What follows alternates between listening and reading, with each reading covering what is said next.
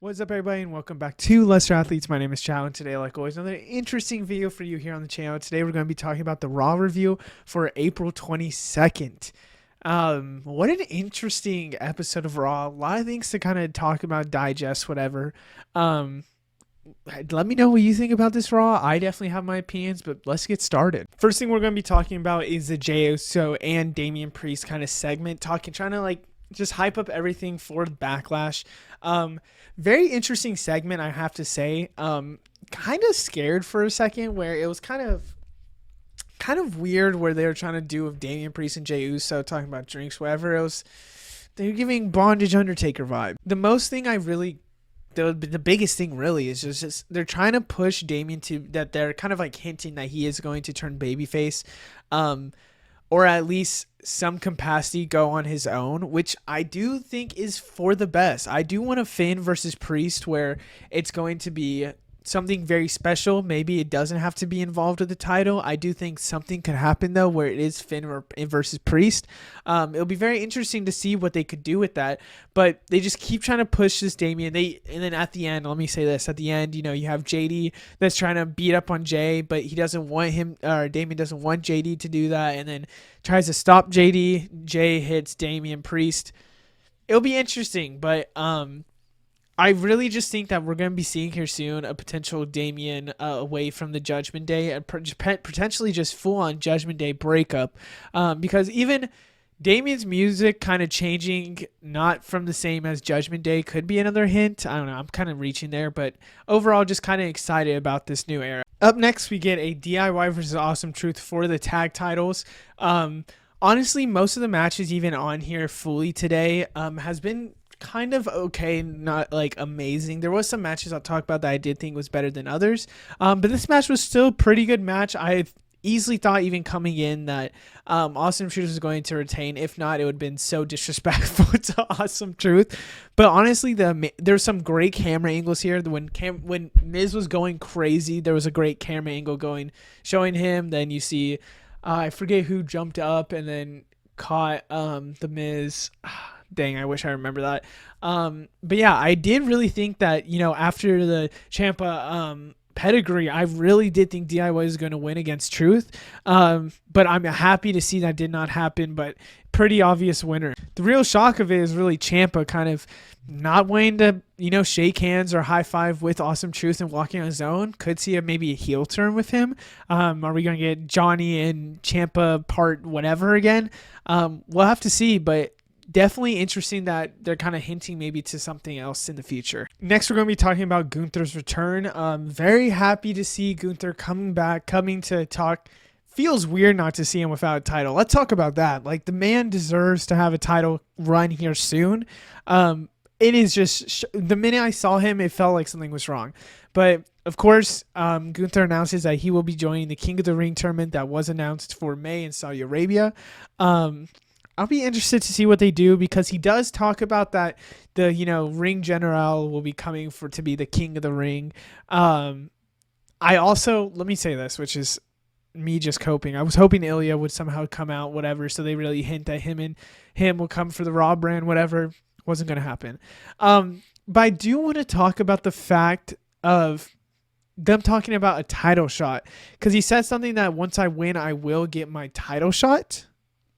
Which, are they maybe hinting that they go back where that the winner does get an undisputed title shot at somebody? Because if so, please sign me up for that. I'll be very interested to see what happens. Then this is followed by a New Day coming out and basically kind of not challenging Imperium. Kind of Xavier Woods talking to Gunther, saying last time we did this, he won. Which is very much true. He won in 2021. But it happens to become a New Day versus Imperium. It was a good match. Wasn't anything crazy. But I was kind of confused for the long pause, which leads us to our next thing. And then we get a turn from Kaiser on Vinci, with Imperium basically kind of imploding on itself. Kaiser's good enough to have a singles run. Gunther is Gunther. Vinci has already been the odd man out. The long pause, I was like, Gunther's either going to whip their asses or something else is going to happen, and look at what happened. Something else happened. But Kaiser went crazy on this man, like running away and then running all the way back just to hit him quick on the stairs. Like that is insanity. But when you like look at it, I don't know what's gonna happen with this, because is Kaiser and Gunther going to be on their little solo run while Vinci is going back to NXT? Is it something else? And even before the fight, you saw Gunther was whispering to Kaiser something, which I was thinking maybe is like whatever they're trying to show tactics to, technician wrestling. But now it looks like maybe it was a plan to, if they lose, get Vinci out.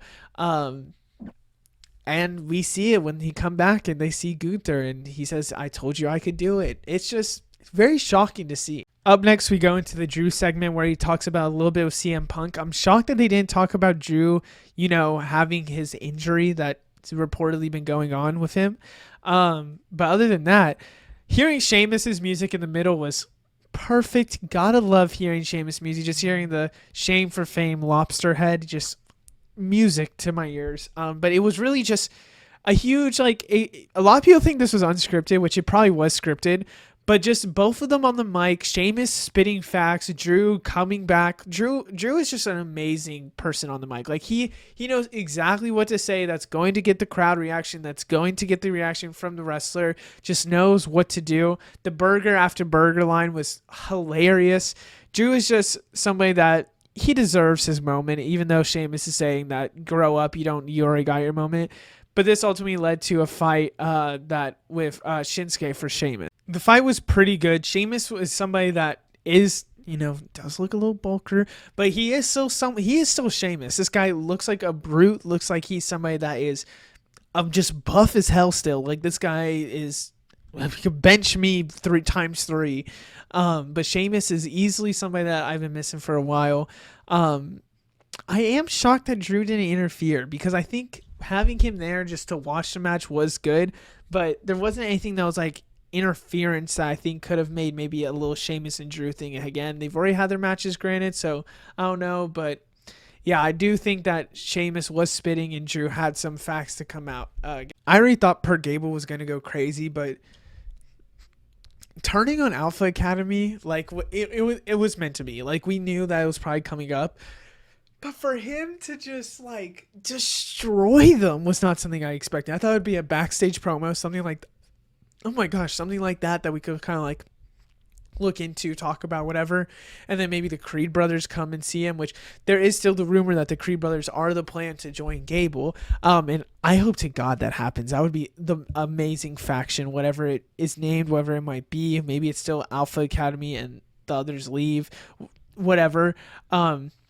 It was just insanity. Like telling them that no matter what, you have to do what I do because we're caring about me now.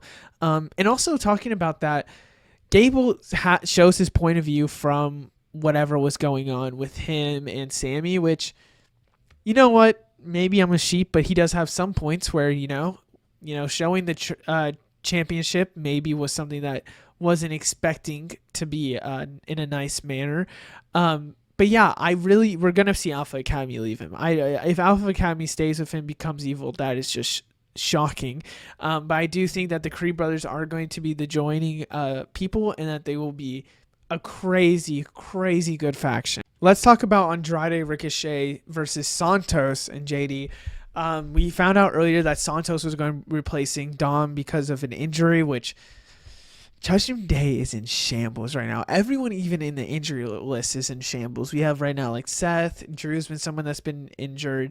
What's it called? Rhea, Dom. Not trying to throw Dom in that category, but I'm just saying, like, it is crazy. I think there's some injuries that I'm also forgetting about right now. I mean, Charlotte Flair even right now. It is insane that seeing Santos on Raw, did not expect. Maybe this is a hint that maybe he comes over to Raw. We'll see. But the match is pretty good. JD and Santos were pretty decent together. It wasn't an amazing match, but like that I'm like blown out my seat for, but it still was a good match. Like to see Andrade do good. Love his entrance, honestly. I do want to say though, I was in and out of this because someone was watching the Knicks game, and if you haven't seen that, you should go see that too. But But it was still a good thing. It set up afterwards Damian Priest against Andrade, set up a J, I think it was J, Dom, no, sorry.